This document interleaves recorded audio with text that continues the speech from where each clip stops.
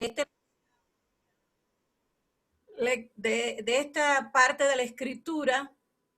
Y bueno, ya hemos visto muchas cosas que en esta mañana no vamos a repetir por cuestiones diferentes de tiempo y quisiera avanzar un poco porque la palabra no es leer así y decir tres cosas, la palabra es meternos en eso, ¿no? Para eso es la enseñanza y el estudio bíblico. Entonces, aparte de todo, nos quedaría nada más decir de todo el fondo, el trasfondo que vimos de la estructura, de todo lo del Sermón del Monte. En la estructura del Sermón del Monte nos quedaría decir que es un lenguaje bello. Fíjense, yo me pongo así porque yo recuerdo, nosotros teníamos un pastor, el pastor Alejandro Nieto, en Cuba. Ese pastor predicaba 3 horas. El edificio se llenaba, la calle se cerraba, que venían las autoridades porque la calle se cerraba porque la gente no cabía dentro de la iglesia y se ponían televisores afuera. Y él podía estar predicando 3 horas y a la gente de pie se mantenía ahí porque les interesaba la enseñanza de él, lo que él daba.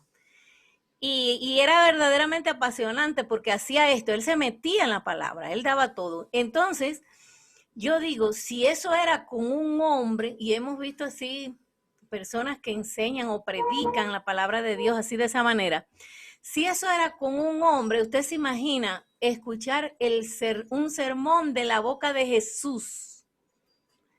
¿Cómo sería eso? Porque fíjese que el sermón del monte, en contradicción con lo que muchos piensan, la gente se habla del sermón del monte y los que más viejos que conocen piensan en las bienaventuranzas, pero el sermón del monte consta de 3 capítulos, del capítulo 5, 6 y 7 de Mateo. Y entonces de eso, en esos capítulos, todo eso él lo predicó y lo enseñó ese día. Y dice que había multitudes que le seguían para escuchar la enseñanza de él, porque era un sermón dado de su propia boca. No estamos hablando de algo que dijo, no sé, otro predicador, sino estamos hablando de algo que predicó Jesús. Y eso tiene gran importancia, ¿verdad? Eso tiene gran importancia.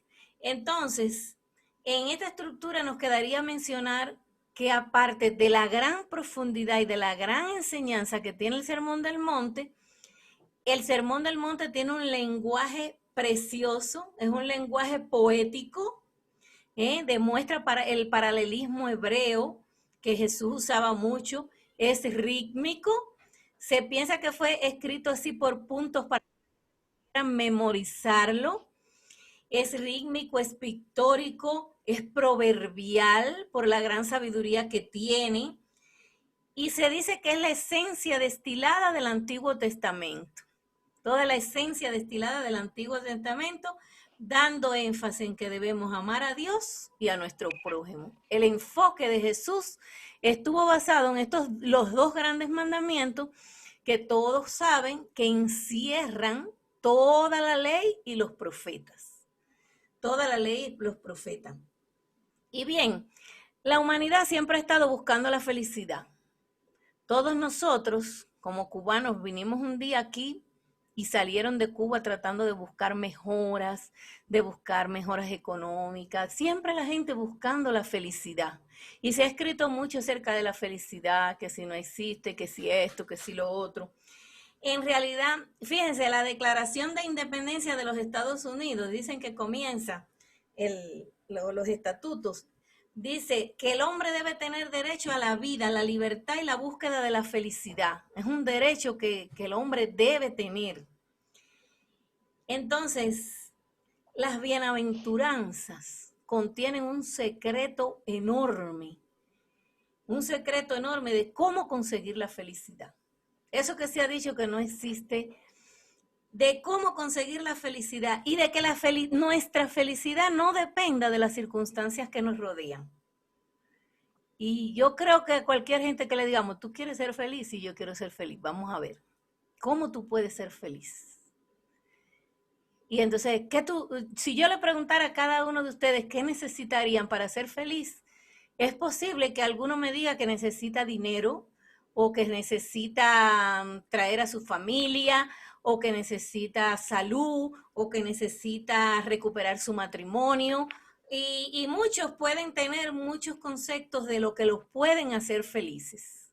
¿No han escuchado la frase de que una persona consigue algo que anhelaba, por ejemplo, un carro de último modelo y dice, ya me puedo morir? Qué error, ¿verdad? Pensar que se puede morir porque consiguió un carro o porque consiguió una casa. ¿Eh? Muchos, el concepto de felicidad para muchos puede ser diferente, pero casi todos coinciden con la adquisición de algo. Las bienaventuranzas prometen felicidad a los pobres, a los que lloran, a los perseguidos. Qué contradicción con el concepto de felicidad que desea el hombre. ¿Y qué significa bienaventuranza? ¿Quién me puede decir qué significa ser bienaventurado? Necesito, si van a participar, que lo hagan rápidamente, hermano, para poder ganar tiempo, porque si no tengo que decirlo todo yo y no pueden participar. Entonces, yo creo que participando se aprende. Sí. ¿Qué significa bienaventuranza? Dichoso, feliz. Dichoso. ¿Eh? Bien. Ajá. El afortunado. Afortunado. Ok. 3 veces feliz y Mariuca. Feliz, feliz, feliz. Feliz, feliz, feliz. Qué lindo. Ajá. De Amén, amén. Ahí está la felicidad. Está. La palabra oblea en el Antiguo Testamento para bienaventurado es Baruch. Significa afortunado, talentoso, feliz, ser alabado y agradecido. ¿Se acuerdan que en Cuba cuando hablamos de bienaventuranza siempre nos decían en muchas iglesias doblemente feliz o doblemente dichoso, ¿verdad? Entonces, eso significa en el Antiguo Testamento. Y en el Nuevo Testamento la palabra es Macarios. Recuerden, Ajá. el Testamento estaba escrito en hebreo, el Nuevo Testamento está escrito en griego y arameo. Y la palabra es Macario. Yo me acordé de un puente que hay por allá por Baire que se llama Macario y de un hombre que se llamaba Macario. Yo decía, y ese nombre es como tan feo. Y yo dije, mira, significa feliz, afortunado, agradecido, ser admirado, ensanchado. ¿Cuántos de nosotros no queremos todo eso? Estar feliz, ser afortunado, ensanchado. ¿Cuántos no quieren eso? Si hay alguien que no lo quiera, que levante la mano. En ambos casos el significado se refiere a la felicidad de una persona en contentamiento con el más alto bien, y en la disposición de las personas en vez de las circunstancias externas de su vida. Les voy a hacer un testimonio. Yo recuerdo, yo estaba pasando una vez una situación bien difícil en mi vida.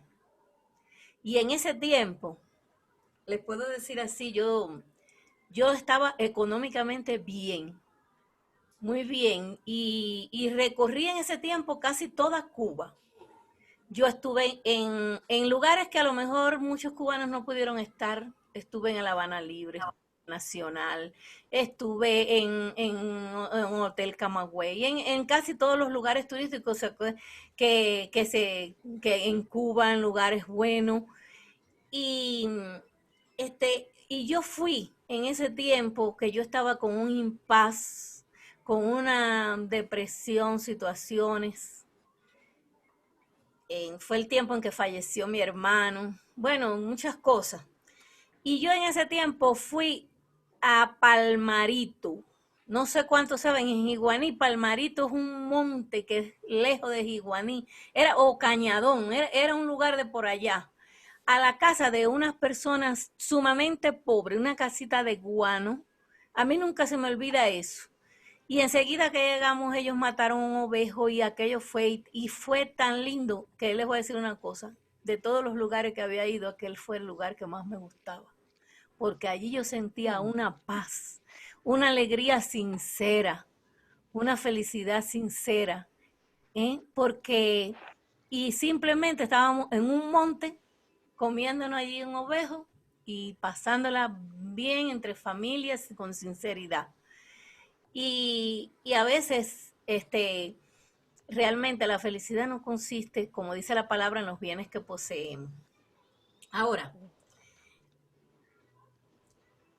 las 9 bienaventuranzas, como hemos dicho ya en otras oportunidades, no son 9 diferentes clases de personas. O sea, una persona que sea así, otra persona que sea así o no. Las 9 bienaventuranzas son 9 aspectos del mismo carácter. O sea que nosotros como cristianos no debemos perseguir ser de una de las formas que habla Jesús en las bienaventuranzas, sino de las 9.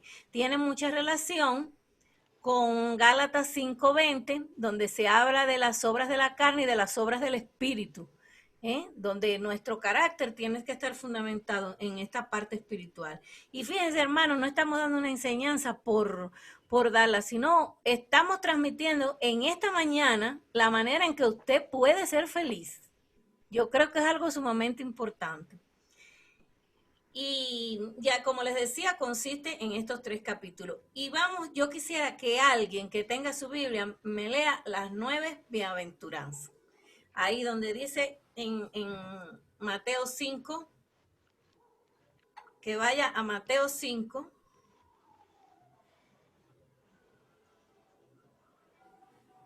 Bienaventurados los pobres en espíritu, ¿es donde empieza ahí?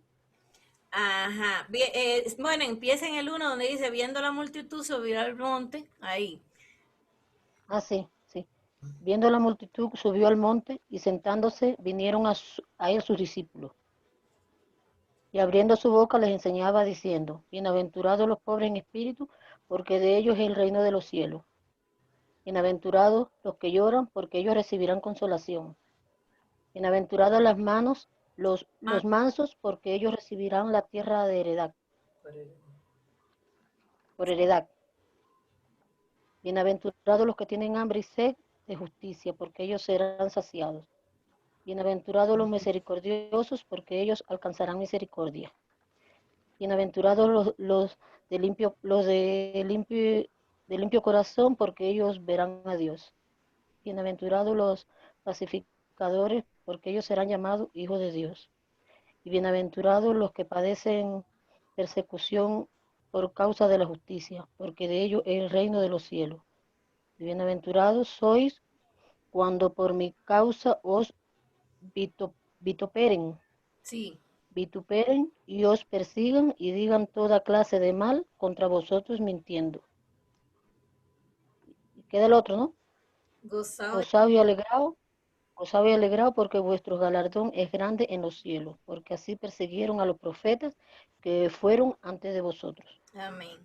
Hasta ahí. Entonces, hasta ahí están las 9 bienaventuranzas. Ahora, se leen en unos minutos, muy rápidamente, pero ¿cómo logramos ser bienaventurados? ¿Cómo logramos ser felices? ¿Cómo logramos? No es un proceso, hermano, prácticamente de toda la vida. Es un proceso que no, pero ahora no nos podemos conformar, porque muchas veces decimos eso, es un proceso de toda la vida, pero no nos podemos conformar con decir, estoy en el proceso de perfección, estoy creciendo, sino que tenemos nosotros que luchar por ese crecimiento. Y en esta mañana nosotros vamos a comenzar viendo el primero.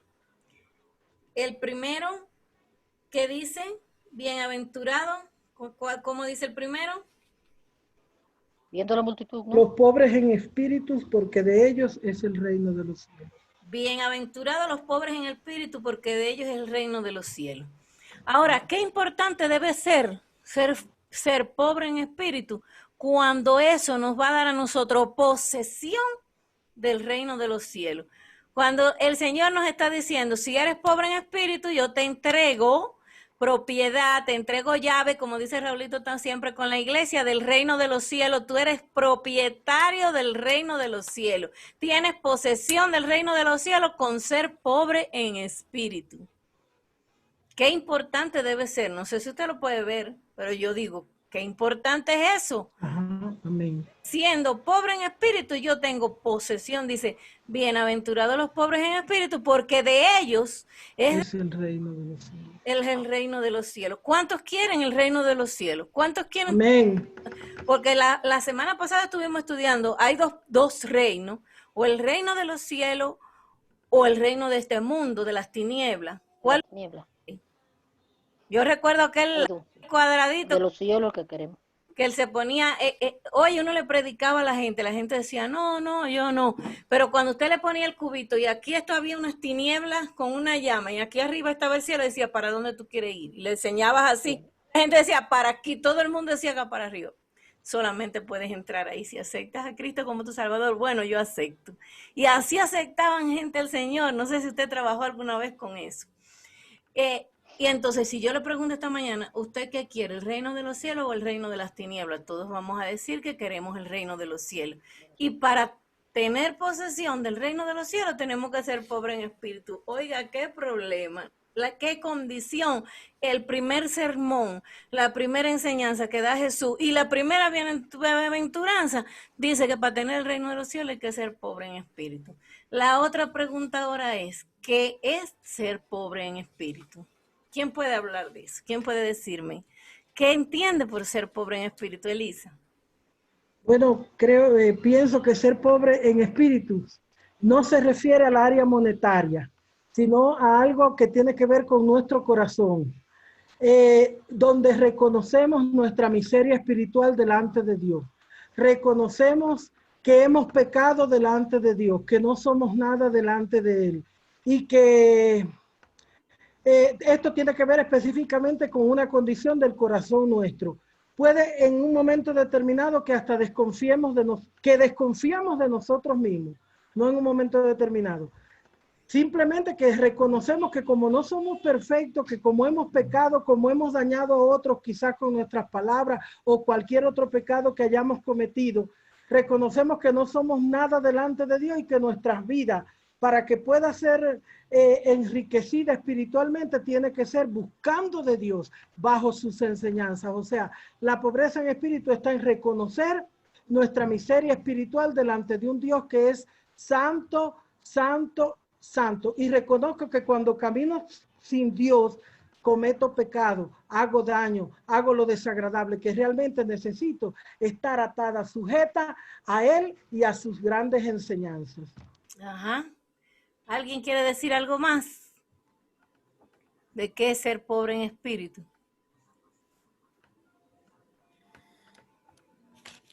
Ahora, Elisa, yo te voy a hacer una pregunta. Porque tú eres una gente madura y estamos entre gente madura y estamos aprendiendo. Eso está perfecto, todo lo que dijiste. Ahora la pregunta que te hago.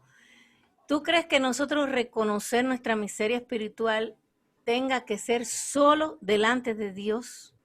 No, es de modo general, porque cuando buscamos de Dios y reconocemos delante de Él que estamos mal, debemos de eso aplicarlo a nuestras vidas. Y por ejemplo, si cometí pecado con una persona y la persona está ahí viva o lo que sea, debo de ir y pedir perdón. O sea, aplicar eso que el Señor me está enseñando a mi vida y reconocer, Señor, he hablado lo que no debo. Porque yo lo he hecho, Señor, he pensado por aquí, ahí me he humillado y he dicho, Señor, y no es porque yo sea mejor que los demás, es porque estoy reconociendo que realmente sin Dios no valgo, Elisa no sirve, no vale nada, porque cuando quiero hacer algo por mi propia voluntad, puede que me salga bien, puede que obtenga lo que yo quiero materialmente, pero espiritualmente, ¿qué es lo que da salvación, vida eterna?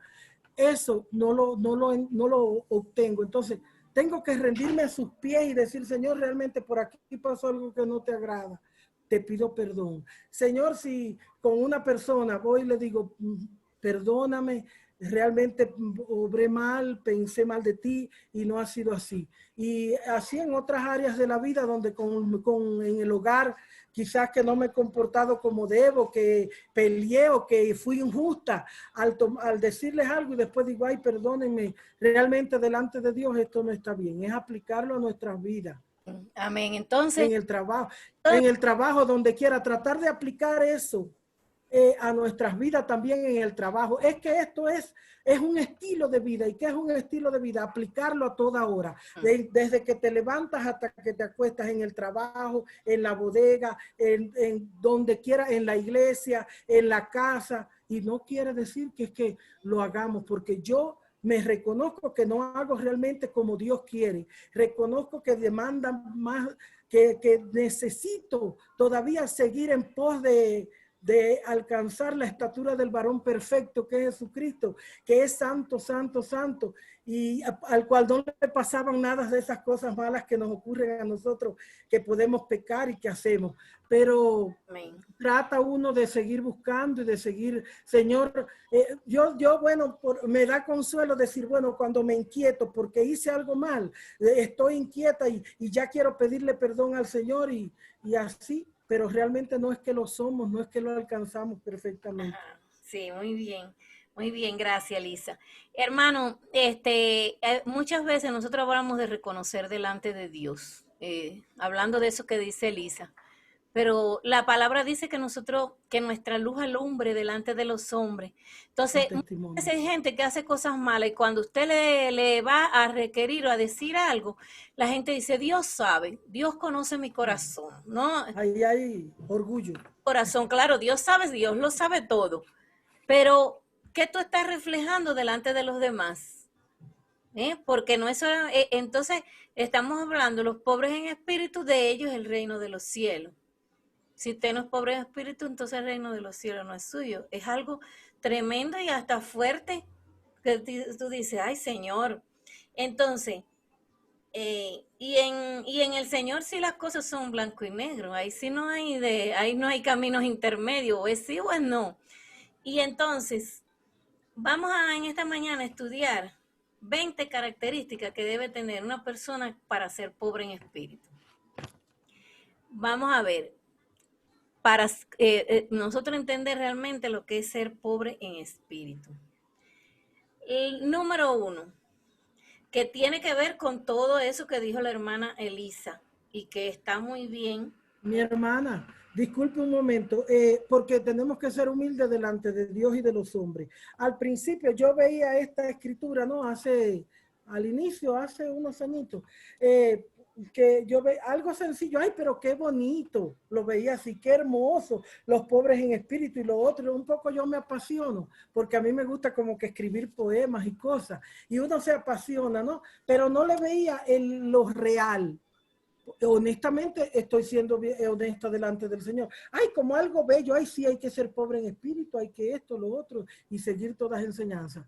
Pero después con la experiencia y también el escuchar a los pastores, me di cuenta que si yo no soy pobre en espíritu, no alcanzo salvación ni vida eterna, que es más profunda, porque la palabra de Dios es profunda, aunque la veamos así de simple. Y después me di cuenta y dije, ay, Señor, perdóname, porque estoy viendo esto como algo tan sencillo, tan vano. No, pero es que si yo no soy pobre, si yo no me rindo a los pies del Señor, ¿cómo voy a alcanzar eso? Y lo corroboré la clase anterior que usted habló de eso.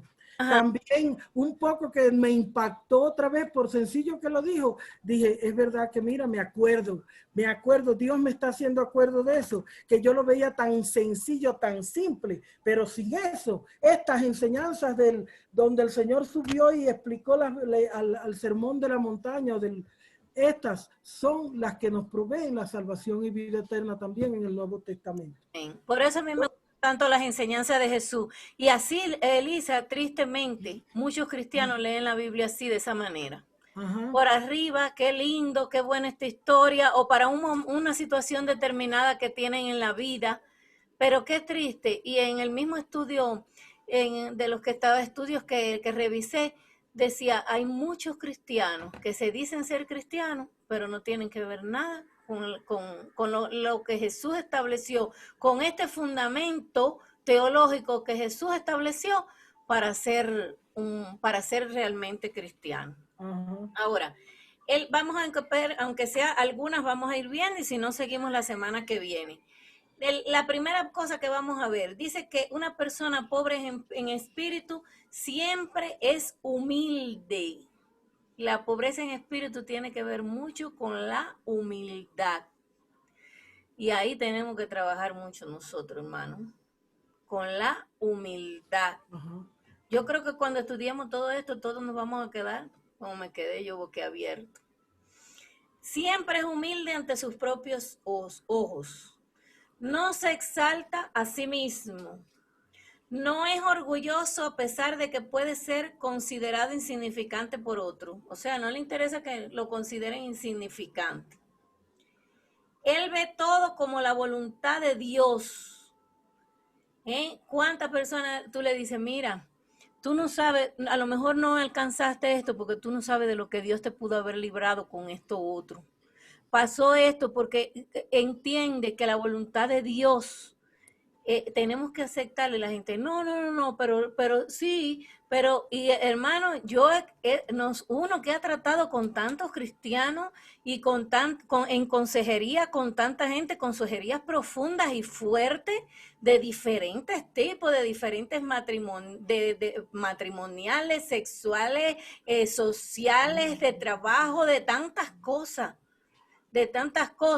Y cómo a veces uno tenía que quería abrirle la cabeza a la gente para que entendieran. Yo recuerdo una señora que yo traté que su hijo no cogió medicina y yo le decía, mira, si de esto lo pusimos en las manos de Dios y no cogió medicina, no entendía. No, precisamente, pastora, si lo pusimos en las manos de Dios, ¿por qué él no cogió medicina? Pero mira, acepta la voluntad de Dios, ora a Dios, que Él puede tener otras puertas, que esta otra carrera que le llegó a lo mejor es la que le conviene. Dios ve más adelante, Dios ve lo que le conviene. Tú no sabes las cosas que un médico se tiene que enfrentar. Hermano, no entendía. Yo recuerdo una consejería de un maestro de allá de la liga con un señor que tenía problemas en el matrimonio y el señor fue y él le decía, mira, tú tratas a tu esposa así. No, sí, usted porque no la conoce, pero mira esto, aquello, el matrimonio. No, usted no la conoce, usted no sabe quién es esa mujer. Bueno, entonces, ¿qué vas a hacer? ¿Se van a divorciar? No, pero imagínese, no me puedo divorciar porque no sé qué cosa. Pero entonces si no se van a divorciar, pero mira esto y lo otro. Dice que ella era tanto que cogió y se subió en una silla. Él tiene cada ocurrencia, se subió en una silla y le dijo, pues mira, mátala. Aquí la solución es que tú la mates. Yo, pero ¿cómo usted me va a aconsejar eso? Yo la única salida que veo aquí es que ya tú mates a esa mujer. Porque hay gente que no entienden. Porque sí, queremos someternos a la voluntad de Dios, pero a la vez queremos que sea nuestra voluntad. Entonces, humilde ante sus propios ojos, no se exalta a sí mismo. Cuando usted ve una persona que se exalta, hay que trabajar con esa persona. Hay que trabajar con esa persona, hermano. Una persona que no es orgulloso, a pesar de lo insignificante, que lo puedan ver, no, esa persona no, hay personas que no resiste que lo vean insignificante. Quiere tener el primer lugar, el que resalte, y ahí hay que trabajar con esa persona.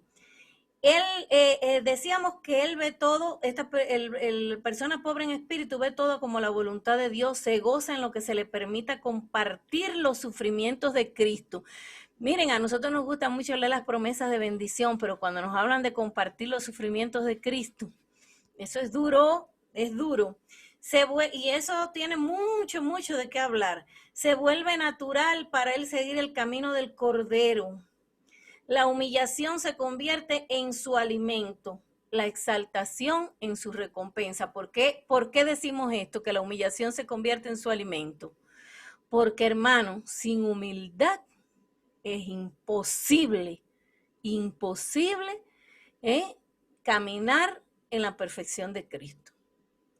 La humildad es una clave que nos está dando el Señor todo el tiempo. Y vamos a leer, aunque nada más veamos esta, porque vamos a ver 20 características de un pobre en espíritu. Quisiera que me leyeran Primera de Pedro 5, del 5:5, Primera de Pedro 4:13, ayúdame a buscar la Biblia, bueno. Y Primera de Pedro 5:6, porque lo que yo estoy enseñando esta mañana no lo inventé yo. Y es Primera de Pedro 5:5, perdón. El que lo tenga puede ir leyendo, no hay problema. Igualmente, jóvenes, está sujeto a los ancianos y todos sumisos unos a otros, revestidos de humildad, porque Dios resiste a los soberbios y da gracia a los humildes. ¿Escucharon? ¿Pudieron escuchar bien?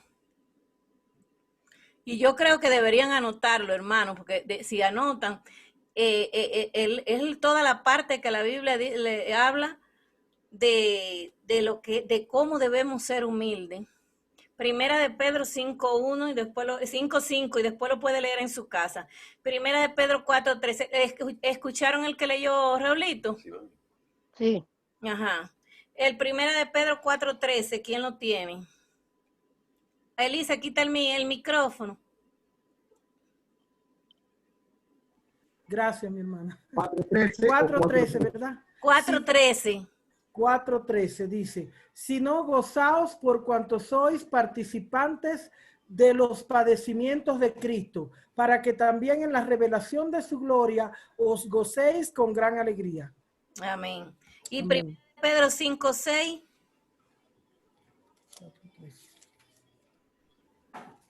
Esto nos da agilidad para buscar en la Biblia, hermano, aprovechen. Dice, ¿ya la tienen? Primera de 5.6.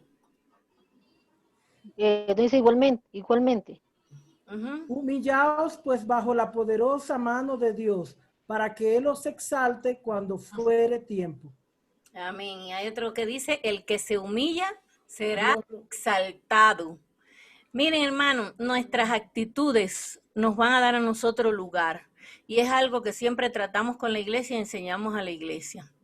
Si hay alguien que quiere escoger gente para su equipo, alguien sabio, nunca va a escoger a una persona orgullosa, ni a una persona que quiere resaltar, ni a una persona que no es enseñable, ni a una persona que cree que se lo sabe todo. Y entonces a veces usted ve que se le cierran puertas y usted dice, ¿por qué? Porque nuestras actitudes van a hacer que nosotros nos pongan en un lugar o en otro. Y ahí es donde nosotros tenemos que ser muy sabios, muy sabios. Entonces, el que se humilla será exaltado y como dice, la humillación se convierte en su alimento, la exaltación en su recompensa. ¿Por qué? Porque el que se humilla tiene recompensa, ¿verdad? Fíjense que el primer texto que leímos dice, está sujetos a los ancianos. ¿Quiénes son los ancianos? ¿Quiénes son los ancianos, hermano? No son los viejos de edad. ¿Quiénes son los ancianos? Las autoridades que están al frente de la congregación. A ver, Elisa. Son como decir, por ejemplo, los diáconos, los ujieres, las autoridades que Dios ha escogido y están al frente de sirviendo a Dios directamente, ayudando a los pastores. Esos son los ancianos de la congregación. Exactamente. Y dice, está sujeto, obediencia, humildad. Respeto, todo, humildad, todo, escuchar consejos de ellos, dejarse llevar. Amén. Hermano, eso a nosotros nos va a dar bendición. Esa es la humildad. Eso es ser pobre en espíritu, entender que yo necesito aprender. Miren, hay un gran maestro que decía que lo peor es no sé. Hay un eslogan que dice, no sé que no sé. Dice que la persona que no sabe, no sé si pueden entender lo que estoy diciendo, el que no sabe, nunca puede aprender. Nunca llega a aprender y todos tenemos sobre nosotros autoridades, sobre nosotros otras personas y el que no sabe nunca se le puede enseñar, hermano. ¿Por qué? Porque la persona que cree que sabe y que se lo sabe todo nunca llega a ninguna parte. Entonces siempre que usted sabe que tiene que seguir adelante, que tiene que seguir avanzando, que tiene que seguir aprendiendo, ahí es donde usted logra la victoria. Amén. Entonces dice que esta primera que hemos visto, que siempre es humilde hasta sus propios ojos, no se exalta a sí mismo. Qué incómodo es estar con una persona, hermano, que todo el tiempo se está exaltando. ¿Recuerdan ese refrán que tenemos en Cuba que dice, dime de qué ¿cómo es el Presume. presumes y te diré de qué careces? Careces. Ajá. Porque yo soy esto, porque yo soy aquello, porque yo sé esto, porque... Y esa persona nunca...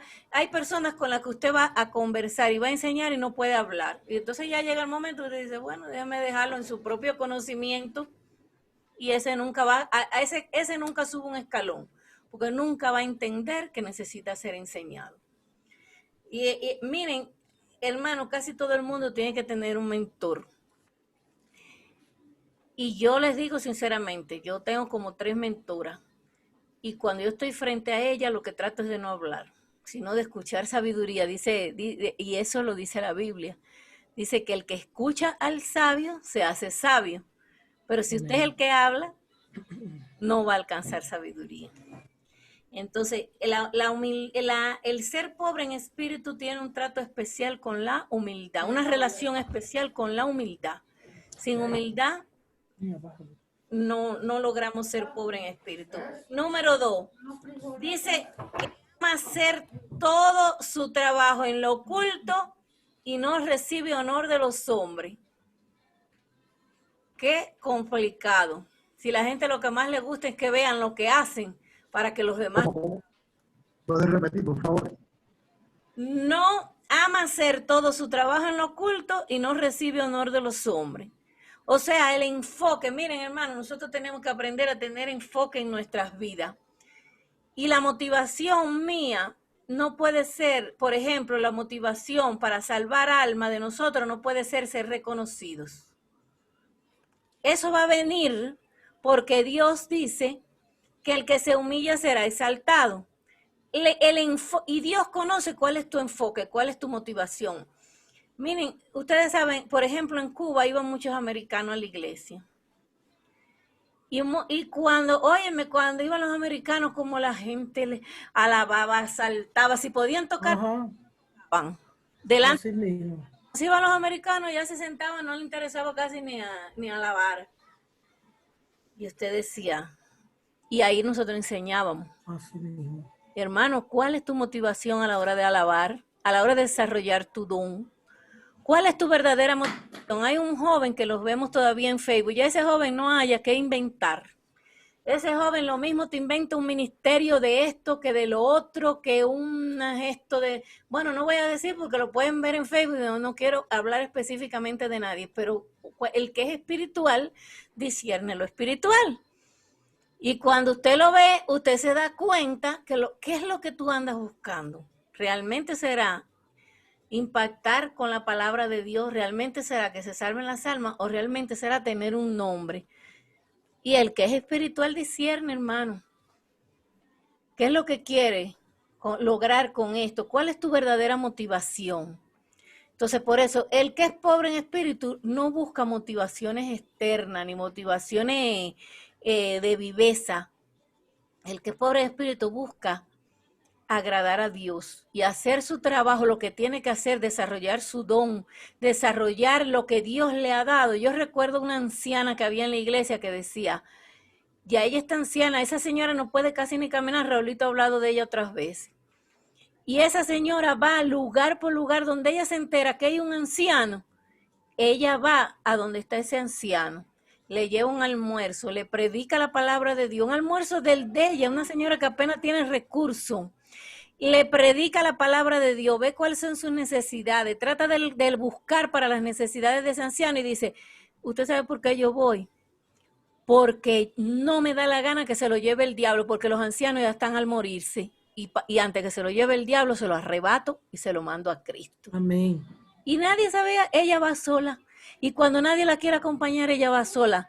Y cuando usted ve que hay gente, miren, recuerdo la predicación de un pastor que yo tuve cuando jovencita y él decía, cuando lleguemos al reino de los cielos vamos a tener muchas sorpresas, porque vamos a ver allí gente que nunca pensábamos que iban a llegar allí.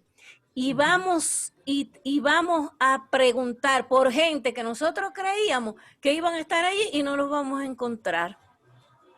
Porque no tiene que ver ni con liderazgo, ni con lo que hagamos ni con lo que hagamos, ni con lo que no hagamos. Tiene que ver con nuestro corazón, con nuestra motivación y con nuestra humildad. Porque ser pobre en espíritu significa tener posesión del reino de los cielos. Nos quedamos en el segundo, aquí lo marco y vamos a seguir viendo. Incluso del segundo, podemos después leer la base bíblica, lo vamos a leer próxima, la base bíblica y podemos hablar de eso los demás.